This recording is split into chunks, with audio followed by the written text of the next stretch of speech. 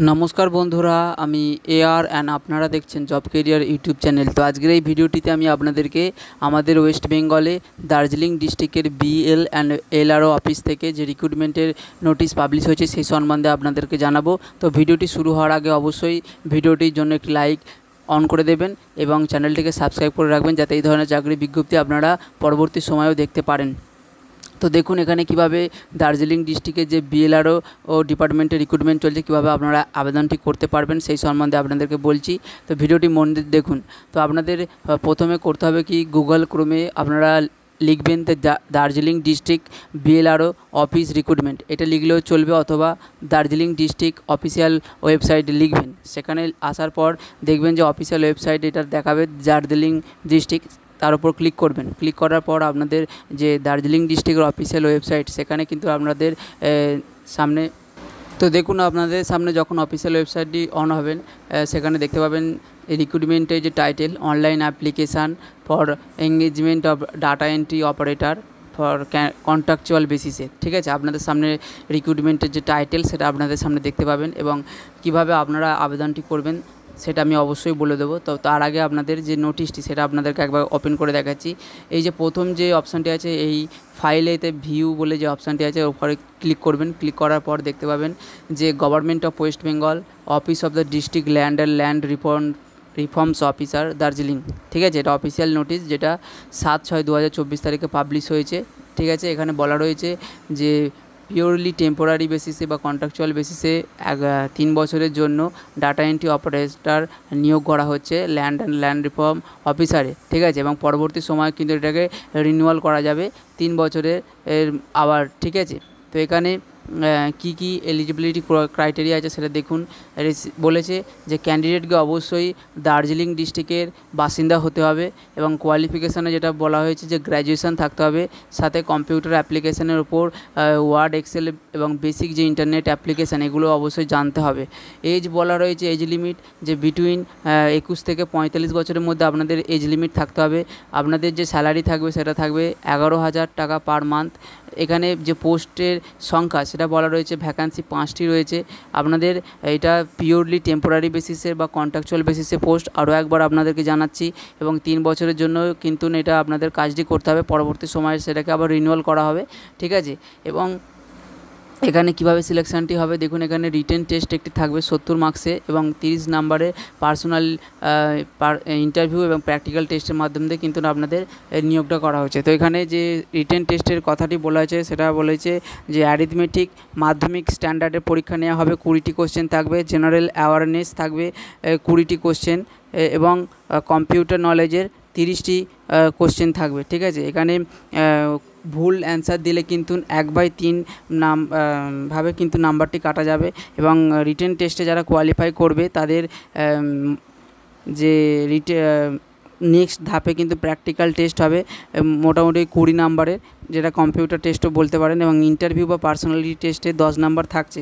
তো এখানে form fill আপের যে ডেট বলা রয়েছে 10/6/2024 তারিখ থেকে ফর্ম ফিল আপটি আবেদন করা শুরু হয়েছে এবং ক্লোজিং ডেট অর্থাৎ অ্যাপ্লিকেশানের যে লাস্ট ডেট সেটা হলো 24/6/2024 তারিখ। তো আপনাদের হাতে এখনও সময় রয়েছে, আপনারা চাইলে এখনই আবেদনটি করতে পারেন। কিভাবে আবেদনটি করবেন দেখুন। এখানে বলা রয়েছে সম্পূর্ণ আবেদনটি অনলাইন পদ্ধতির মাধ্যম দিয়ে করতে হবে এবং এখানে যে এই লিঙ্কটি বা এই যে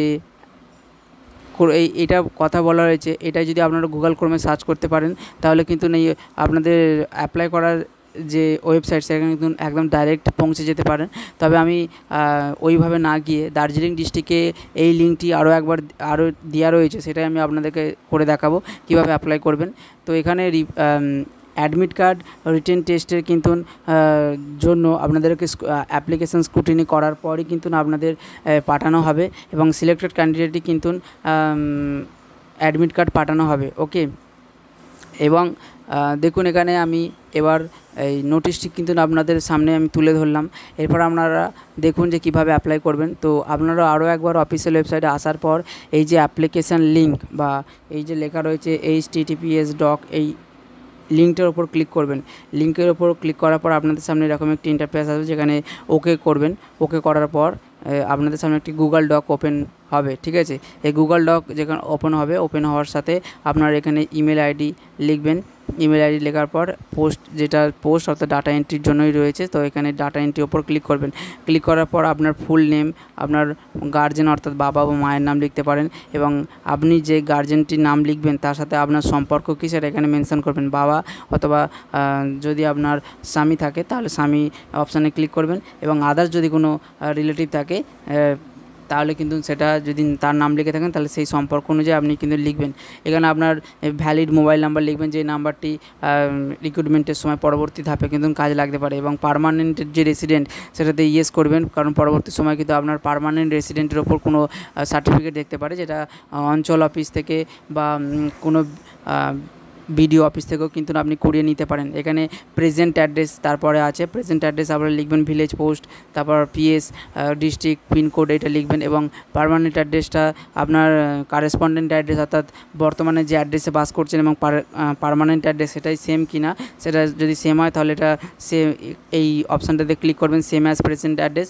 এবং যদি আদার্স হয় তাহলে কোনো এখানে কিন্তু অ্যাড্রেসটা লিখতে হবে, যদি কোনো অন্য জায়গায় আপনি বসবাস করে থাকেন পার্মানেন্ট অ্যাড্রেস ছাড়া।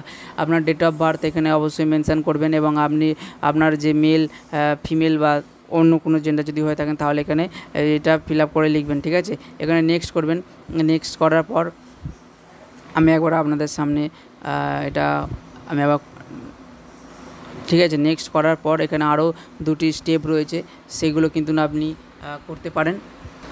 তো দেখুন এইভাবে আপনারা ফর্মটি অ্যাপ্লাই করার পর আপনাদের এই ডকুমেন্টটি দার্জিলিং ডিস্ট্রিক্টের যে বিএলআরও অফিস সেখানে কিন্তু আবেদনটি কমপ্লিট হয়ে যাবে।